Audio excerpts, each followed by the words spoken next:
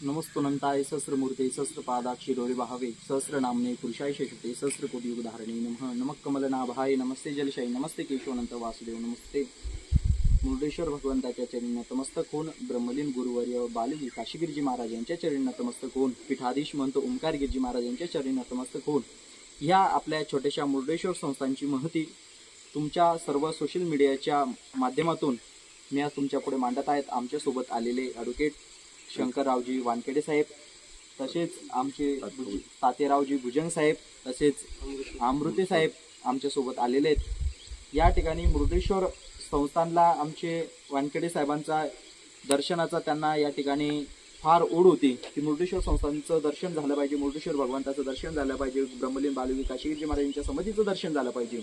आज या ठिकाणी त्यांनी येऊन स्वतः मुरुडेश्वर संस्थानचं पूर्ण परिसर बघितल्यानंतर त्याला फार आनंद आला। पण ते आम्हाला विचारत होते की या मुरुडेश्वर संस्थानची महती काय, तर आम्ही या व्हिडिओच्या माध्यमातून त्यांना सांगत आहोत की या मुरुडेश्वर संस्थानची महती ज्यावेळेस प्रभू रामचंद्र भगवान परमात्मा, सीतामाई आणि लक्ष्मण दादा ज्यावेळेस वनवासात जात होते, त्यावेळेस वनवासात प्रवेश करत असताना त्यावेळेस ते ह्या सानिध्यामध्ये आले आणि सीतामाईला, प्रभू रामचंद्राला, भगवान शंकराची पूजा करण्याची इच्छा झाली आणि इच्छा होत असताना त्यांनी या ठिकाणी जी मुरुडेश्वर भगवंताची जी लिंग आहेत ती या ठिकाणी स्थापित केल्या असता त्यावेळेस जंगल, हे तर जंगलाचं, या जंगलामध्ये पाणी नसताना लक्ष्मणला आदेश दिला प्रभू रामचंद्रांनी आणि सांगितलं की या ठिकाणी आम्हाला पूजेला पाणी आण। त्यावेळेस लक्ष्मण दादांनी साईडला एक बाराव आहे, त्या बारावमध्ये बाण मारला आणि तेव्हापासून तो बाराव चालू झाला। त्याला अजून पण तो झिरा आहे, सतत त्याला पाणी वाहत राहतं आणि आजपर्यंत जे मुरुडेश्वर संस्थानला जे पाणी पुरतं त्या बारावचं आहेत। अशी मुरुडेश्वर संस्थानची जी स्थापना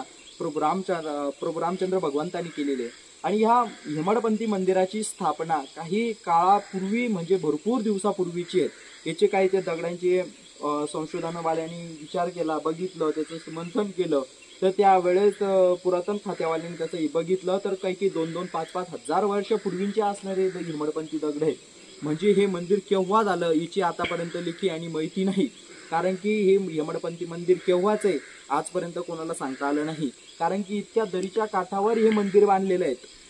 फार पुरातन असू शकतं, कारण की इतक्या पहाडीच्या जागेवर बांधणं म्हणजे साधी गोष्ट नाही, म्हणजे साक्षात प्रभू रामचंद्राने मंदिर बांधलेलं असावं अशी ही या संस्थांची महती आहे।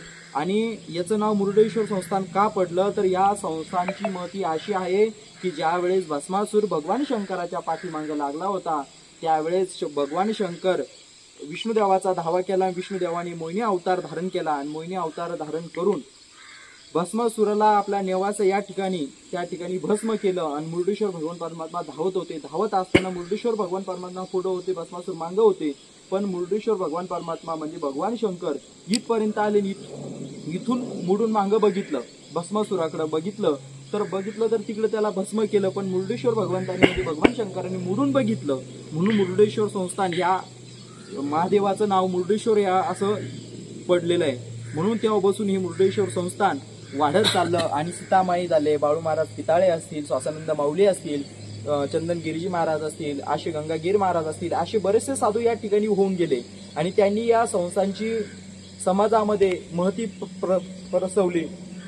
तसेच बालयोगी काशीगिरीजी बाबांनी या संस्थांची पूर्ण देखभाल करून एवढं हेमाडपंथी मंदिर याला सांभाळलं, याची डेव्हलपमेंट केली, शेती जशी तशीच ठेवली, पूर्ण शेतीला ठोक्यानी वगैरे हे ते करून पूर्ण महती केली आणि मंदिराचा जीर्णोद्धाराचा विचार सध्याला चालू आहे आणि अन्नदान या ठिकाणी सतत चालू राहतं। या संस्थांची हे सर्व प्रसिद्धी महाराष्ट्रभर नव्हे तर ऑल महाराष्ट्रामध्ये सुद्धा, काशीपर्यंत सुद्धा या संस्थांची महती आहे। काशीला सुद्धा या संस्थांची एक शाखा आहे, तसेच पैठणला सुद्धा मुद्दलवाडीमध्ये धनकनकेश्वर म्हणून एक या मंदिराची एक शाखा आहे। अशा बरेचसे ठिकाणी मुरुडेश्वर भगवंताचा परिसर या ठिकाणी चालू आहे। तसंच तुम्ही सर्व भाविकांना एकच सांगू शकतो की या परिसरामध्ये येऊन, याच भव्य वातावरणामध्ये येऊन मुरुडेश्वर भगवंताच्या सानिध्यामध्ये येऊन तुम्ही तप केलं पाहिजे, नामचिंतन केलं पाहिजे, दर्शनाचा योग घेतला पाहिजे। या ठिकाणी आलेले माझ्यासोबत आलेले शंकररावजी वानखेडे साहेब, भुजंग साहेब, तसे अमृत साहेब या सर्वांनी या ठिकाणी येऊन आनंद घेतला, तसंच प्रत्येकाने या ठिकाणी आनंद घ्यावा अशी तुमच्या सर्वांच्या चरणी विनंती करतो।